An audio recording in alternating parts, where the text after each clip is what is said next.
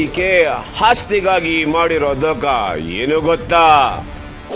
ಈಗ ನಮ್ಮ ತಂಗಿ ಶೀಲಾ ಅನ್ನೋಳು ನಮ್ಮ ಕಣ್ ತಪ್ಪಿಸ್ಬಿಟ್ಟು ಈ ಪ್ರಾಪರ್ಟಿನ ಹೊಡ್ಕೊಂಡು ಈಕೆ ನಕಲಿ ದಾಖಲೆ ಸೃಷ್ಟಿ ಮಾಡೋದ್ರಲ್ಲಿ ಪ್ರಳಯಾಂತಕಿ. ಮುಂದೆ ಈ ಪೇಪರ್ ಬಿತ್ತಾ ಇದ್ದೀನಲ್ಲ, ಇದು ನನ್ನ ತಂಗಿ ಹಾಕೊಂಡಿರುವಂಥ ರಿವಿಷನ್ ಫಸ್ಟ್ ಅಪೀಲ್ ಪೇಪರು.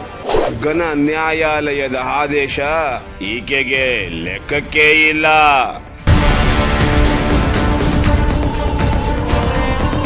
ನಾನು ಕಾಂಗ್ರೆಸ್ನಲ್ಲಿ ಪ್ರಭಾವಿ ನಾಯಕಿ ಅಂತ ಹೇಳ್ಕೊಂಡು ಹಾಕ್ತಾಳೆ ಎಲ್ಲರಿಗೂ ಟೋಪಿ.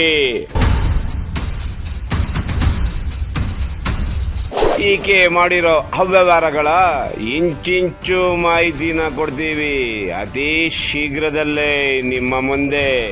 ನಮ್ಮ ತಂಗಿ ಶೀಲಾ ಅನ್ನೋಳು ಎಲ್ಲ ತನಗೊಬ್ಬಳಿಗೆ ಮಾಡಿಕೊಂಡು ಈ ಥರ ಮೋಸ ಮಾಡ್ತಾ ಇದ್ದಾಳೆ.